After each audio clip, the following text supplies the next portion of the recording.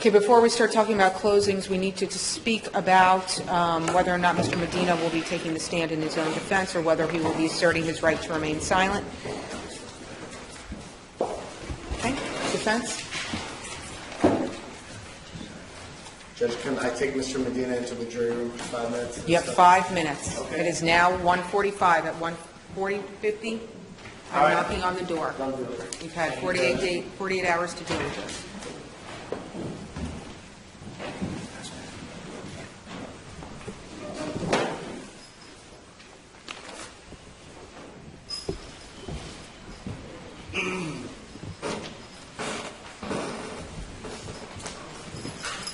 You okay?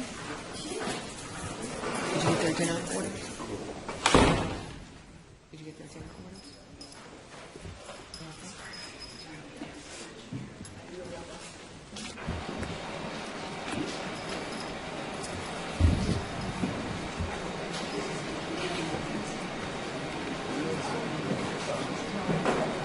Okay, yeah. Thank you.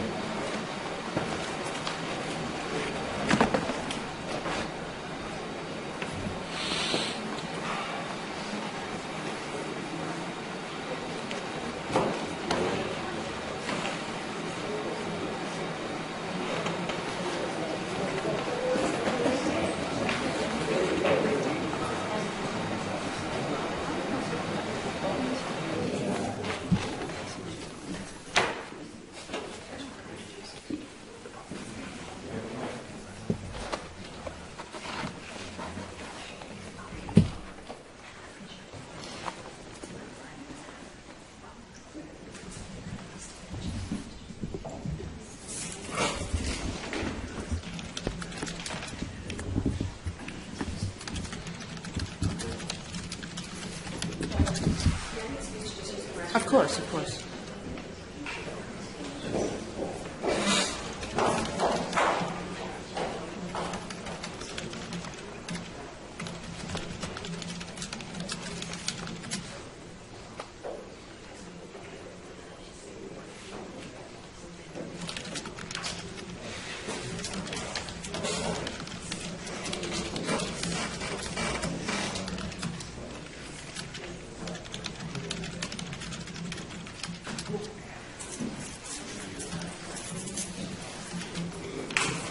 What?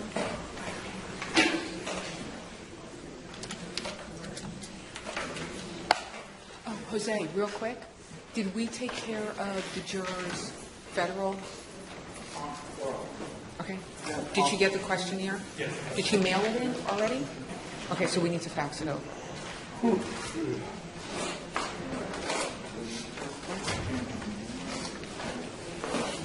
Yeah.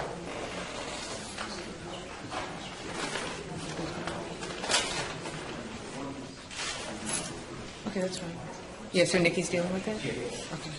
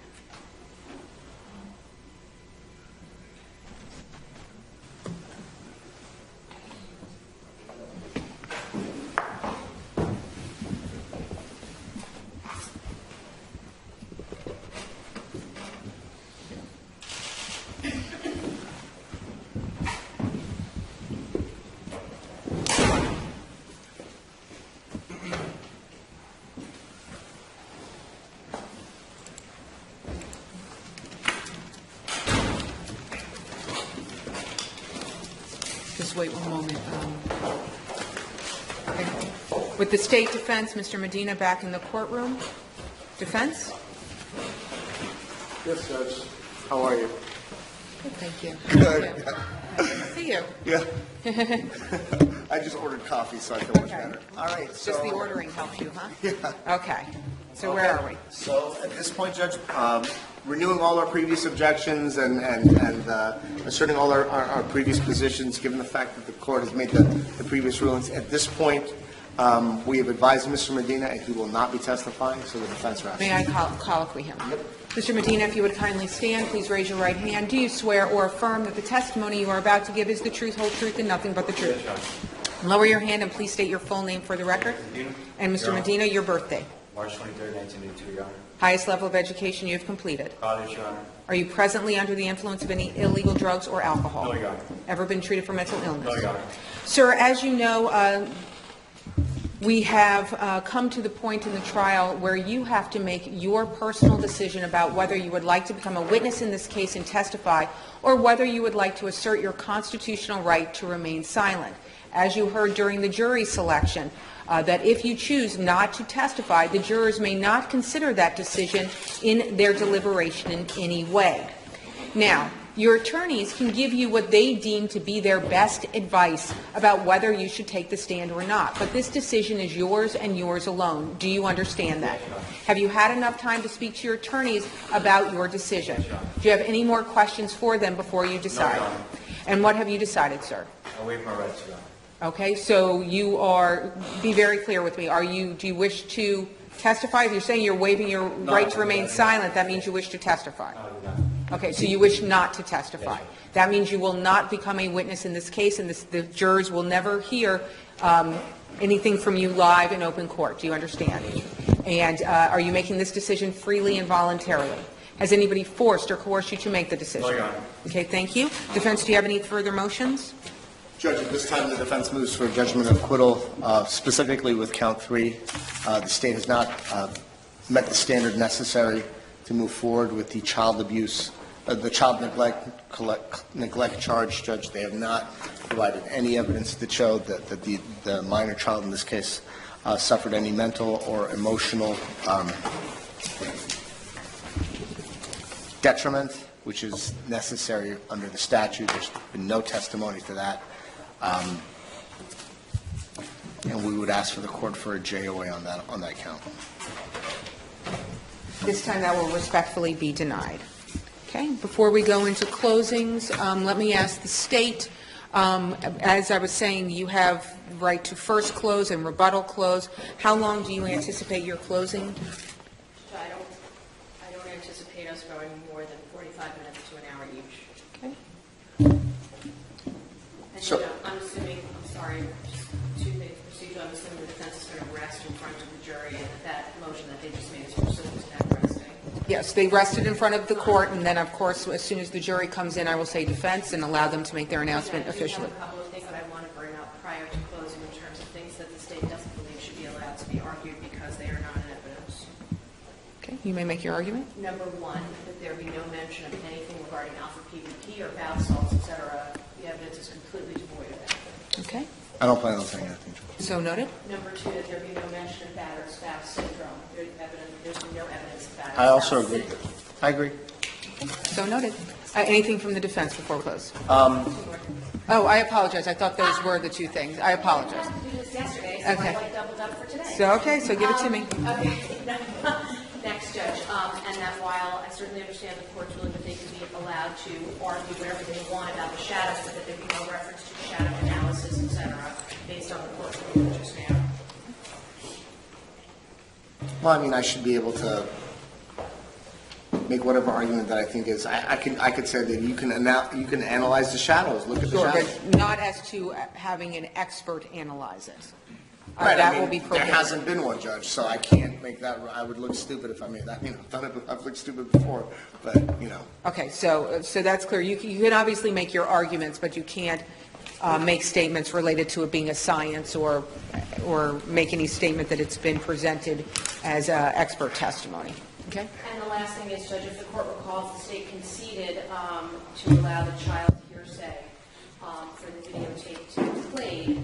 and defense agreed that in exchange for that, they would not make the argument during closing, that they're the ones that brought it forward and not the state. So That deal was struck. And I know, Judge, what I am going to let the court know is that I will be letting the jury know what the defense presented. I'm not going to say that the prosecution hid this from you, but I'm going to say this is what the defense presented.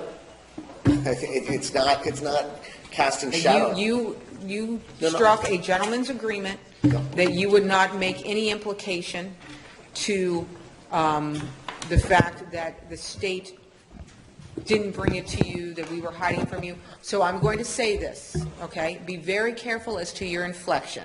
You are a very wonderful defense attorney.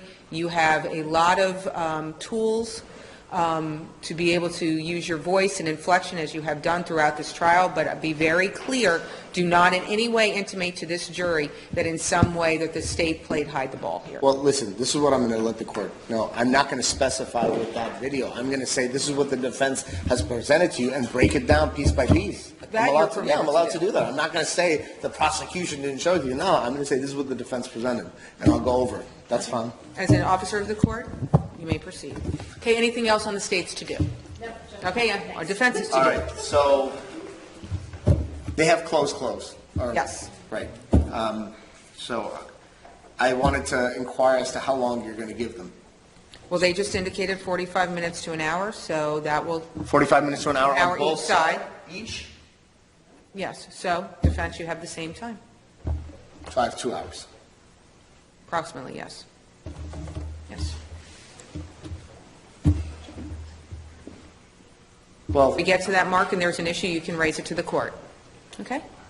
The court's flexible, well, okay? But right now, that seems this fair. This is my biggest concern, obviously, is that we finish today and that the jury deliberates till however long you ask them to deliberate tonight. And if they're not able to come to a decision, is the court going to ask them to come back tomorrow? I'm leaving this up to the jurors. Okay. I will say to them when they go in to deliberate, depending on what hour it is, and I'd like to get to it because with your estimations, we're going into the 5 o'clock, 6 o'clock hour. I'm going to say to them, deliberate, and then when we start getting into the later hours of the evening, we will communicate with them. If you'd like to continue to deliberate tonight, so be it. If you'd like to come back tomorrow, we will accommodate, and I will leave it to them. And Judge, the only thing I ask is I will be setting up some things, so after the prosecution goes, I just need about 5 to 10 minutes. We'll take a 10-minute recess between each closing argument.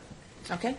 Just the last thing that I wanted to bring up was I would ask the defendant please be colloquy on the jury instructions, both that he was present and that he, is in agreement with all of the changes, et cetera. But in addition, lead counsel Mr. Zangani was not here both yesterday and today for a part of the time. They were handled by Mr. Gabor, and as we have throughout the trial, when anyone of counsel has been missing, we colloquy him that he's in acquiescence with what happened while one of them was out.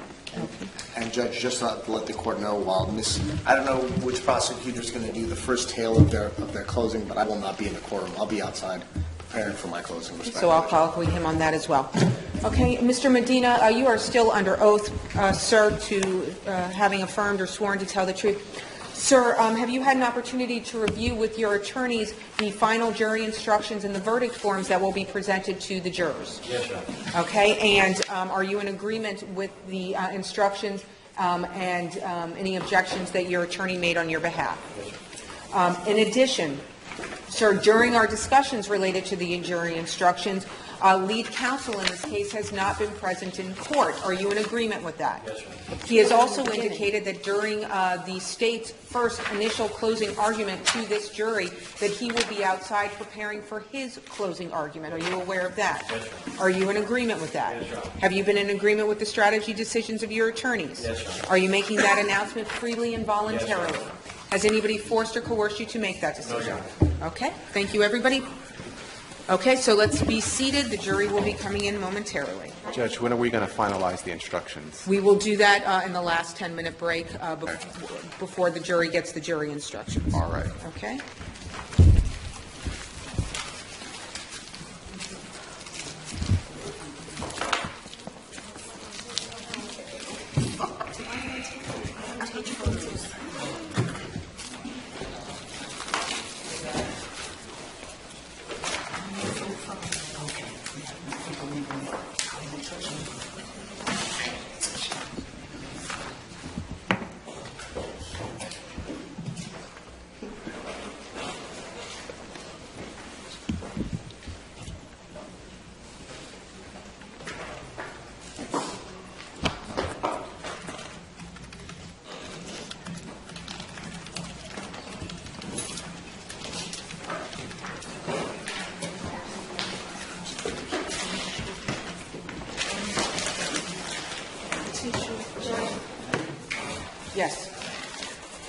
Will you have any objection if we move the TV so that you won't actually be able to see the jurors, just so that I can be standing next to them and have the TV facing them at the same time? That's fine. I've learned how to contort myself well enough in this courtroom that we'll work it out.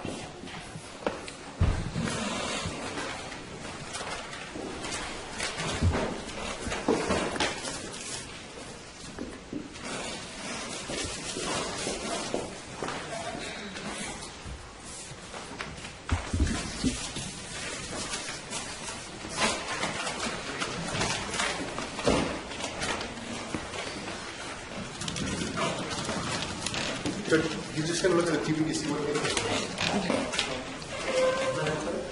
Do you have the photographs? You will not be permitted to take the photographs out of the courtroom, though.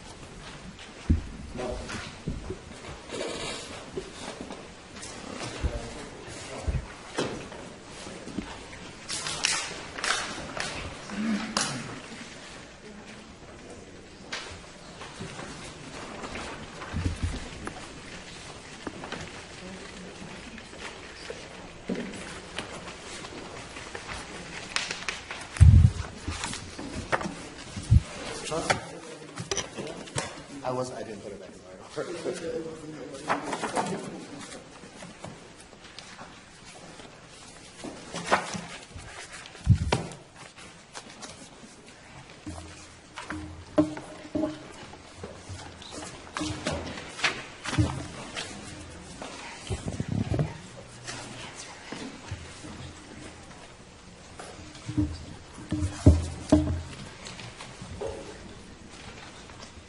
The jurors are on their way.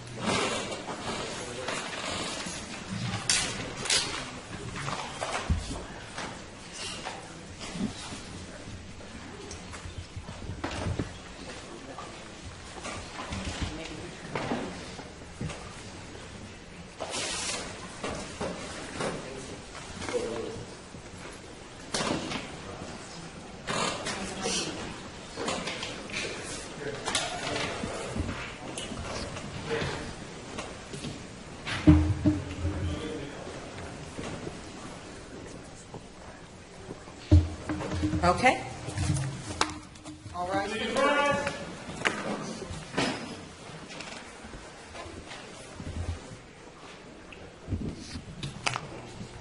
Welcome back.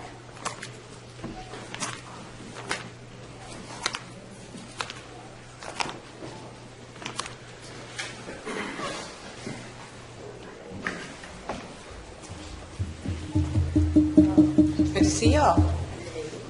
Hope you all slept in this morning. Good to see you. Good afternoon.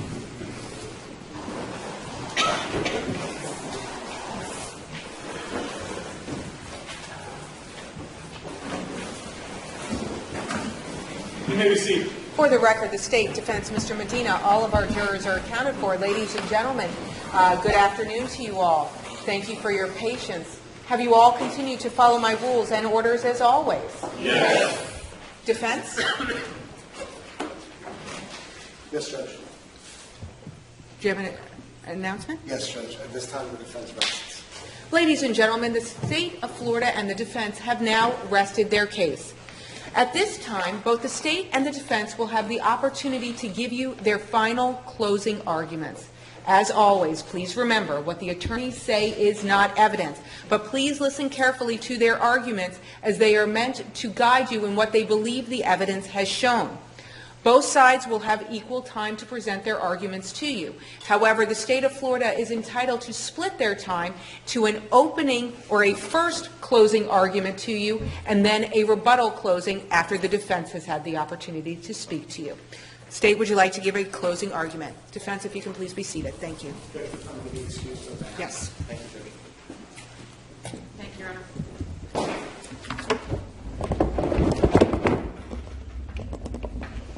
Good afternoon, ladies and gentlemen. You may. Thank you. Thank you.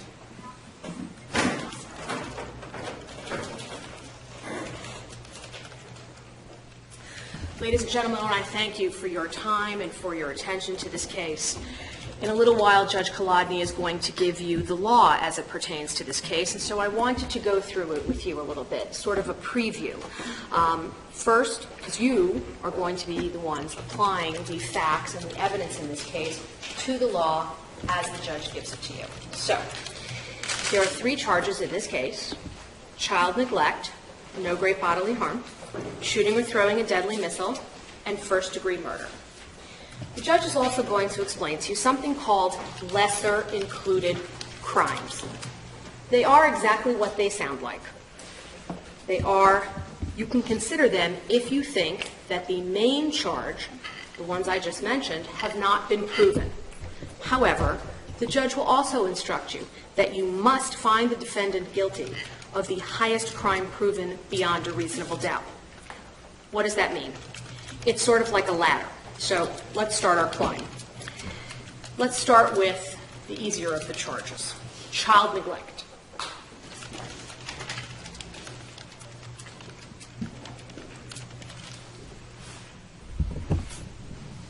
And if the defense needs to reposition themselves, please feel free to do so. This charge is virtually uncontroverted.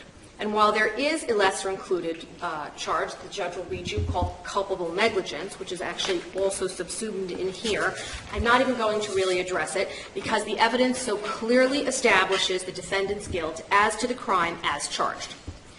What does the state have to prove? That the defendant was a caregiver for Isabel Vieira. Well, Isabel told you that she had been with the defendant and her mother on weekends during school vacations. He would punish her just like she was one of his own. No doubt that he was a caregiver. 2, that he willfully failed or omitted to provide Isabel with the care or supervision necessary to maintain her mental health. The judge will instruct you this could happen from a single incident, which this was. What the judge will also instruct you is that the state need not prove actual physical or mental injury, only that she reasonably could have been expected to suffer physical or mental injury. I don't really think that needs any explanation. By his own admission, he leaves Isabel alone. Remember, he says that's why he's posting on Facebook. Even though it says nothing about Isabel, even though there's no tag to any of Jennifer's family members, he admits to leaving her alone in the house. He admits it to numerous people, to Christine Massey at South Miami, to all the other South Miami police officers, to the MDPD detectives. He left Isabel there. And you saw him do it on the tape, right? He grabs his jacket. After he shoots Jennifer 8 times, he stops to take a picture, which he posts later. And the post doesn't say, had to do it, someone go get Isabel. He told her not to come out of her room. And if she would have, they tried to get out of Mercy Restrani, the senior forensic interview that interviewed Isabel, what she suffered from. Well, she didn't have any records, so all she could say was that she had no idea if Isabel suffered from any other conditions. What she could say was that she knew that Isabel had to repeat the 3rd grade, and you judge for yourself when you have the opportunity to watch Isabel's tape. A little girl in shock at the time that she was speaking gives a statement, but also not completely responsive for a 10-year-old. And what does poor Isabel think? She doesn't even know her mom is dead at the time she gives that statement. She thinks that the defendant took her mommy, which he did. She just doesn't know how. She thinks they left her, leaving her only with that blanket that she had to remember her mother by. Ladies and gentlemen, that will cause Isabel Vieira mental anguish for who knows how long. And if she would have come out of her room, if she wouldn't have been as obedient, maybe for fear that she would be punished by the defendant as he had done on those other occasions that she described by keeping her in the house, if she wouldn't have listened, you saw the great lengths that the police officers went to. Remember the video? Officer Moreno wrapping Isabel in that blanket and using detectives as human shields. Isabel said she could see through the blanket that there were all these people there. Why? Because what would she have found? She would have found this. And so if thinking that her mother had just left her wasn't enough, if thinking that the defendant took her mommy and they just forgot her in the house wouldn't have been enough, she would have seen this. All of that, ladies and gentlemen, makes him guilty of child neglect. Let's move on to the second count in the indictment. Shooting or throwing a deadly missile. Now this charge does not have a lesser included offense.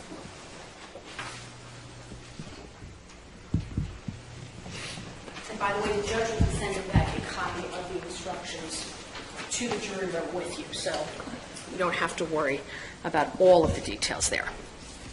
What does the state need to prove? That the defendant shot a firearm. He did so in a public or private building that was occupied, and the act was done wantonly or maliciously. Well, we know he shot a firearm, he admits that, and we know he did it in his house, which is a private building, and it was occupied by himself and Jennifer and Isabel. The judge will provide you with the definition of wantonly and maliciously. Wantonly means consciously and intentionally, with a reckless indifference to the consequences, and knowing that damage will likely be done to a person. Well, he admitted that he was intending to shoot her. He all but admitted he was intending to kill her. Remember, he told Everett, Venturi, Lopez, anyone who would listen, he emptied the clip. It is uncontroverted that he is guilty of shooting or throwing a deadly missile. So let's really talk about what's the heart of the issue. The first charge in the indictment, first-degree murder. Remember I told you the lessers are like a ladder, okay? And there are two lesser included offenses for first-degree murder. They are manslaughter and second-degree murder. So let's start at the bottom of our ladder with manslaughter.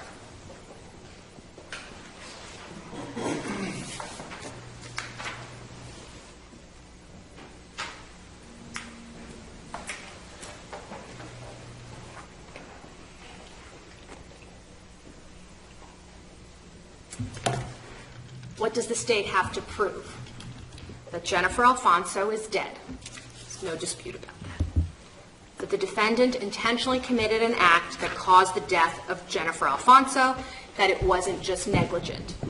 Well, in every light, the defendant intentionally did an act, he killed the victim. Manslaughter, ladies and gentlemen, what is it? It's an accident. It's when someone dies as a result of an accident. There was no accident here. The defendant shot and killed Jennifer Alfonso. So is the defendant guilty of manslaughter? Yes. But there is so much more. So let's now go to the next level on the ladder. Second-degree murder.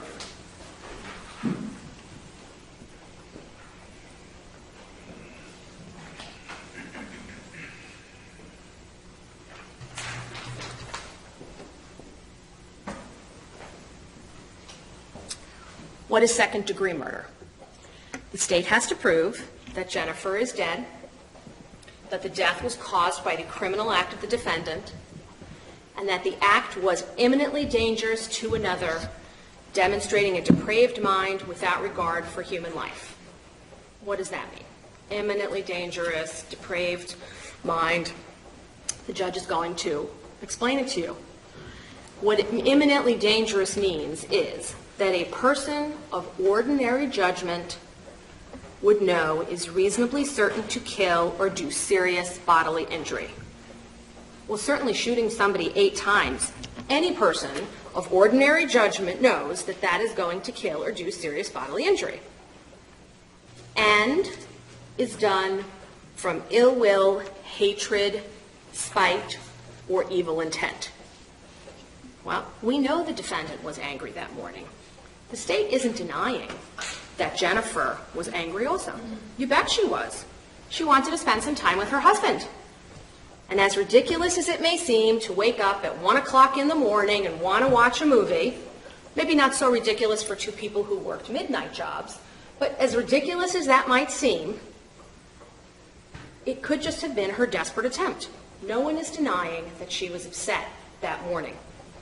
Isabel herself said it, that while she couldn't see anything, she could hear. That's why they played it for you, so that you could hear Isabel tell you that Jennifer was angry and that she was throwing things.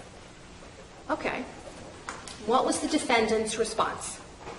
To calm her down. Oh, he did that. He did it all right, because I'm sure she was throwing towels and cotton balls and mascara. You'll see the crime scene photos, everything that's on the floor. And what did he do? She calmed right down once he pulled a firearm, a gun on her. He was furious. Maybe she was making too big a deal of it. Maybe she was being a nag.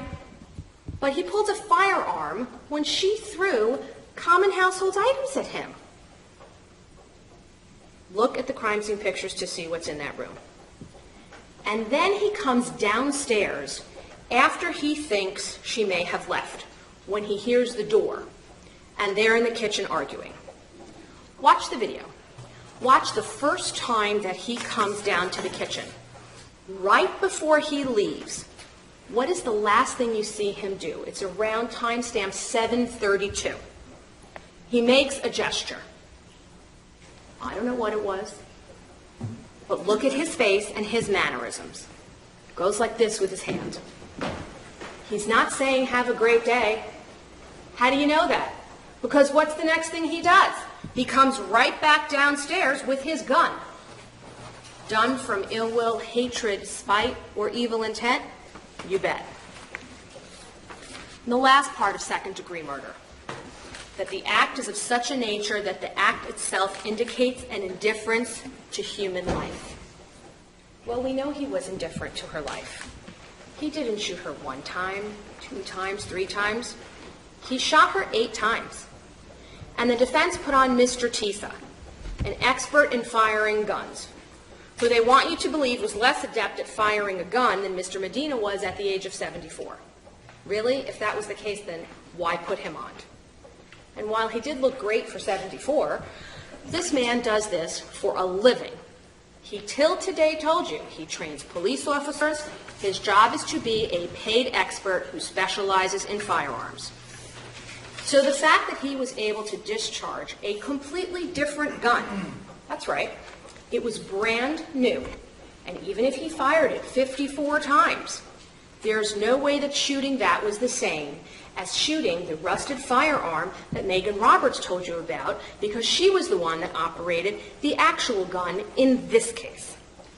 And by the way, they both agree, Mr. Tisa and Ms. Roberts, on a couple of things. Number 1, the trigger pull. That in double action, it's approximately 12 pounds of pressure to pull it without releasing the safety, and that in single action, somewhere around 4.5 to 6 pounds between the two of them with their variables, if you rack it each time. And they also both agree it's definitely not an automatic firearm. So what does that mean? That means you have to pull the trigger and completely release each time. So between 6 to 12 pounds of pressure each time you want to shoot. Do that 8 times. That's indifference to human life. For the record, the video tells us that there is only about 17 seconds from the first shot being fired. You see the puffs in the video, the gunshot powder, till the defendant leaves the kitchen. There's no evidence of exactly when the last shot is, only about 17 seconds. So we know it happens quickly. What is the main difference then between second-degree murder and first? Second-degree murder does not require an intent to kill. So is the defendant guilty of second-degree murder? Yes, the evidence supports that he is guilty of second-degree murder. But there's more than that, because he wanted to kill Jennifer Alfonso, which brings us to the next level on our ladder, the top of the ladder, first-degree murder.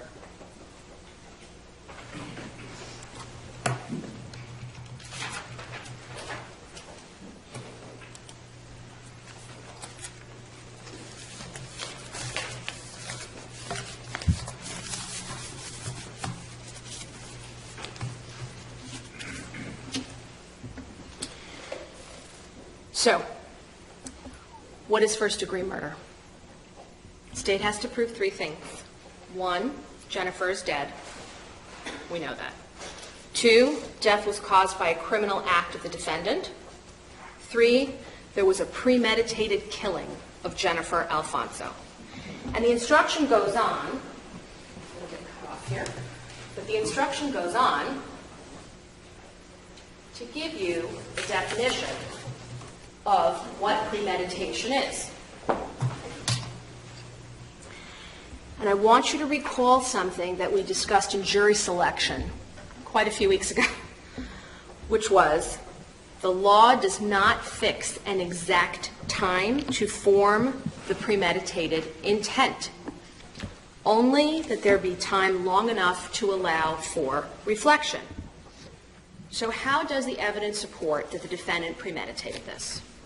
Well, we also spoke in jury selection about how you can tell what's in a person's mind. You can't take an X-ray. So how can you tell? Well, we look at the things people do or say before, during, and after. So let's do that here. The argument beforehand, we discussed that already, and his totally unreasonable response to Jennifer during that argument upstairs in the bedroom to pull a gun. He also says in his statement, not my words, his, that he was going to call the cops. He was going to call the cops when she was throwing the mascara, the towels, the cotton balls, but not later when she supposedly had a knife. Then he wasn't going to call the cops. He's the one that puts that out there, the whole idea of calling the police. So instead of reaching for his phone to call 911 upstairs, he reaches for his firearm. So of course, she stopped.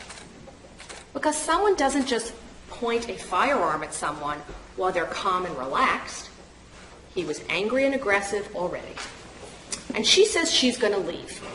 According to his statement to the police, she says it was for good because she was going to pack her stuff and not be there that night when he comes home. According to Kelly Harwood in the text messages, she thought she just meant maybe leave the house for a little bit. Does it really matter? How do you know? Because let's say she did just try to leave for a second or open the door. Remember, she's desperate for his attention. I don't know if she was looking for the newspaper to see if it came or if she was trying to see if he would notice if she left and this was some desperate attempt to get his attention and spend some time with him. The whole censor thing, there's been zero evidence of that. In fact, all you do have is her text to Kelly Berry where she specifically says she doesn't want to make a lot of noise because they have a bird and the bird's going to go crazy and make a lot of noise, waking everybody up. And the defendant in his statement, the video statement, acknowledges that he heard her exit and he came to see what's going on. So whether he heard the door slam or he heard a censor, he thought she actually did what she said she was going to do. And what was his reaction? He ran himself right down those stairs. Even though earlier in the fight, in the bedroom, he says, do what you want. Go ahead and leave. That's what he says he said. And yet there he is, the second he hears the door, coming right downstairs. And once he saw that she had not left, but she was going about her business in the kitchen, maybe he felt fooled. That's when he made some decisions. He walks into the kitchen now. This is the first time. He walks toward her. And watch the camera. It shuts off. Remember, it's a motion sensor camera. It only is on when there's motion. And there's plenty of times on the video when you don't actually see anybody in the kitchen, but the camera is rolling because it can sense motion.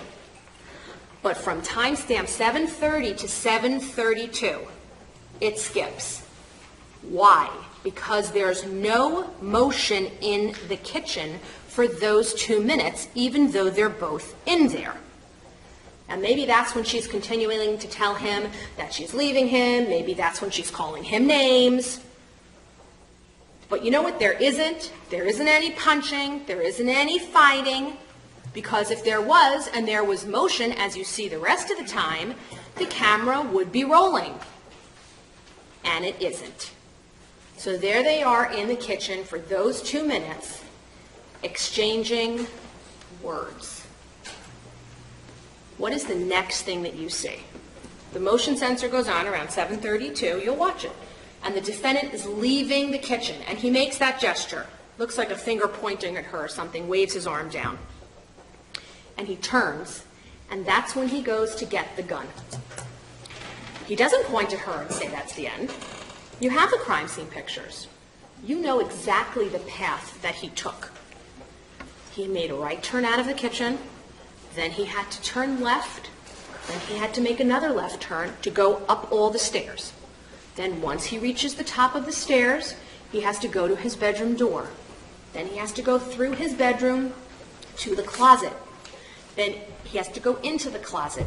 Then once he's in the closet, he has to go to his pants, because he said in his sworn statement that when he pulled the gun on her the first time, afterwards, he didn't just put it down by his bed because he was so afraid.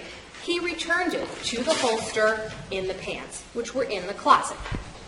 So he's come up the stairs, he's gone through the bedroom, he's gone into the closet, he goes into the closet, he goes into his pants, he gets the holster, he takes the gun out of the holster,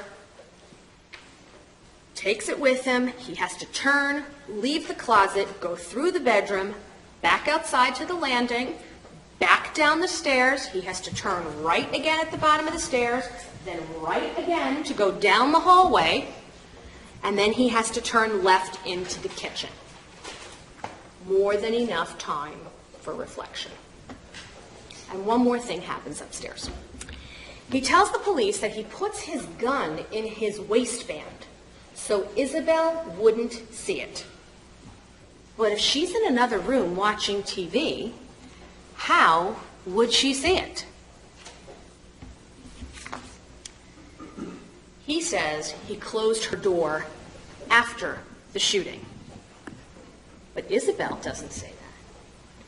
The sequence of events when you watch Isabel's tape is that Derek closes the door and she hears smashing downstairs.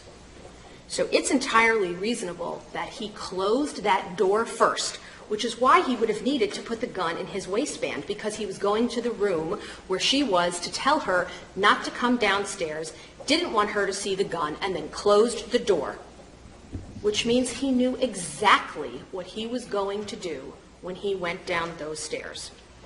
That is premeditation. That's the before that supports the premeditation. What about the actual shooting? Well, he says he emptied the clip.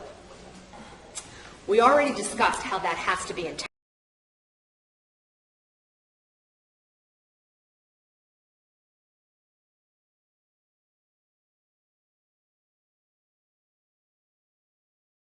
intentional, how you must pull that trigger with a certain amount of force every single time.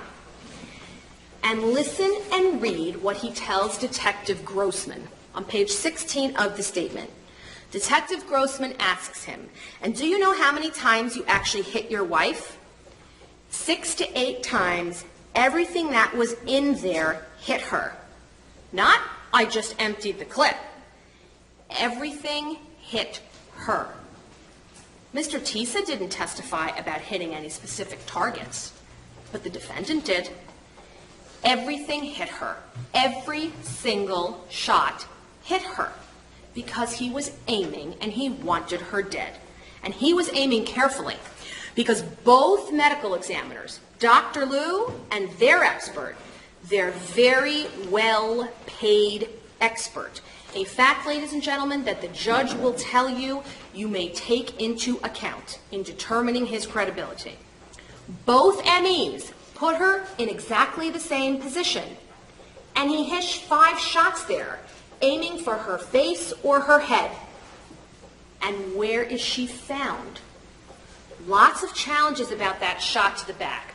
Dr. Liu says that Dr. Bodden, says that Dr. Liu got it wrong. Well, first, he's paid to say that. Second, with all due respect to Dr. Bodden and his impressive years of experience, he isn't out in the field anymore. And what did he say? Him and Dr. Liu agree on virtually everything, including that all 5 shots to the arm were through and throughs that went to the face and to the chest, including that this is a defensive position. Now, Dr. Bodden didn't want to admit that the stippling found on what is wound number 3 when you review the photos, which was over here, that was stippling from gunshot 3, because that wouldn't make it an entry wound, a direct gunshot hit. He claims it was all from this wound over here, number 1 on the chin. But look at the pictures. It's impossible, because you don't need to be an expert in stippling to know that if it was only from 1, it would be everywhere here. And it's not. It's here, and there's nothing under her chin over here. So this had to be a separate shot. And no one, not Dr. Liu and not Dr. Bodden, who, by the way, used the word probably infinitely more times than Dr. Liu did, despite defense counsel's best efforts to force her to say something, because they both can't tell you for sure. Neither one knows exactly where she was, and let's say she was standing for at least 1 shot. Dr. Bodden admits she dropped quickly. But what does the evidence tell you? You do not need to be a medical examiner or a crime scene analyst or an expert in blood spatter. Look at where the blood is. Is it a coincidence that all, and I mean all, of the blood is down by the floor exactly where she is found? This wasn't 1 shot where maybe there wasn't a lot of blood.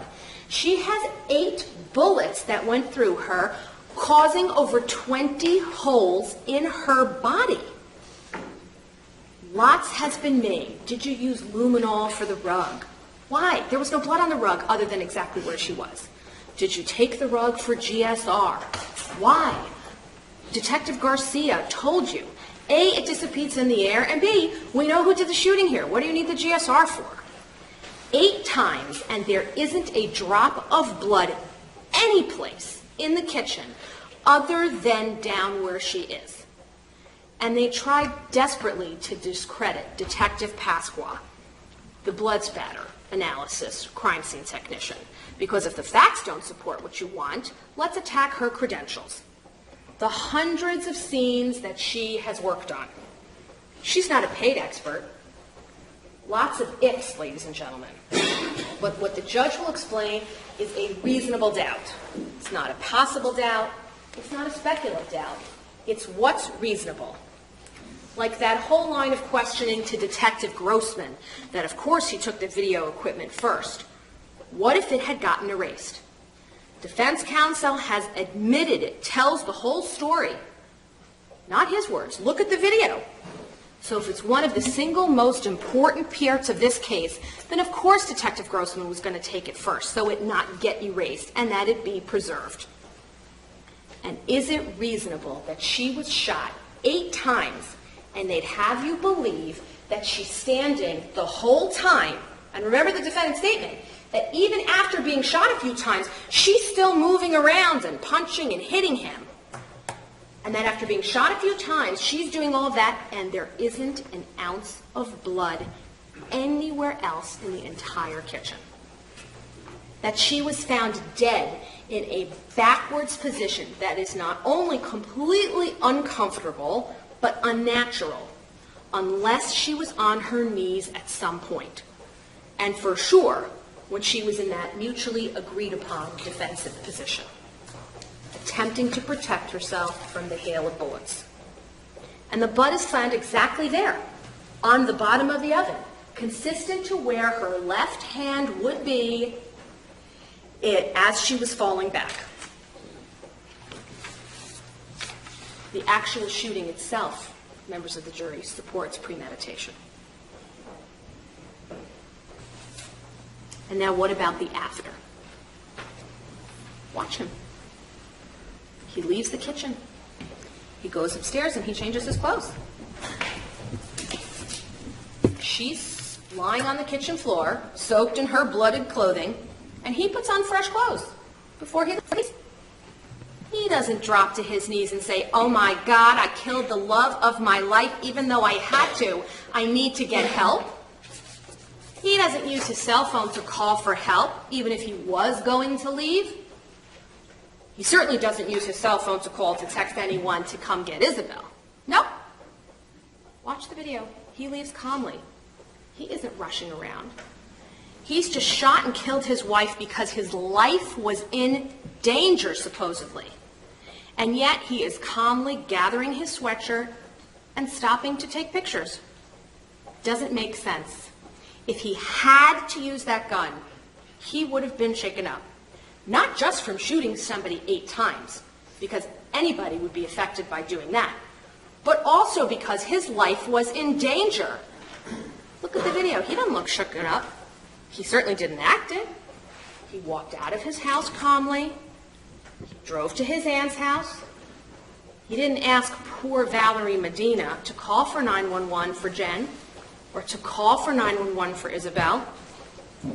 He got to say goodbye to his grandfather, while Isabel, hours later, did not even know that her mother was dead, let alone whether Carolyn knew that Jennifer had been killed. Why? Because it was premeditated. He planned and he executed Jen, and he executed his plan. Not to tell Carolyn Knox that Isabel was in the house, not to tell Carolyn Knox that Jennifer was dead, to talk about himself, to get himself in the news before, during, and after, ladies and gentlemen. All of the evidence supports that he premeditated, which makes him guilty of first-degree murder. Mr. Dunn is going to speak with you after the defense about some other issues in this case. I want to thank you again for your attention.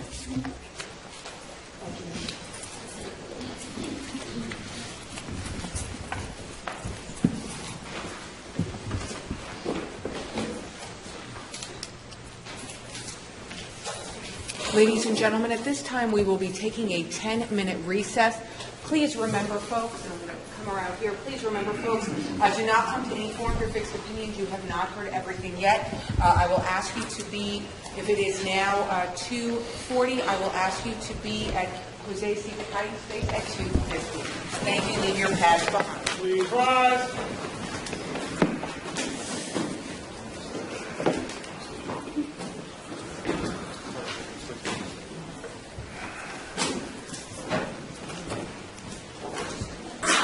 Bless you.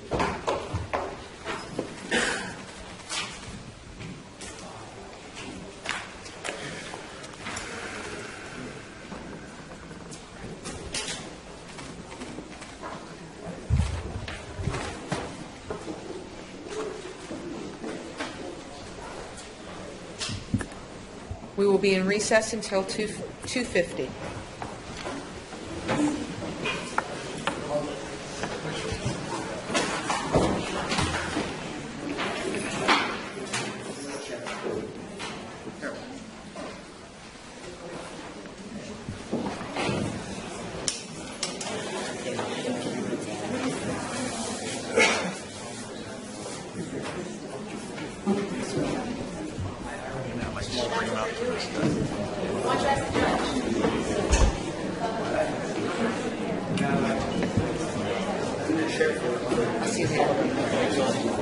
Give me a second.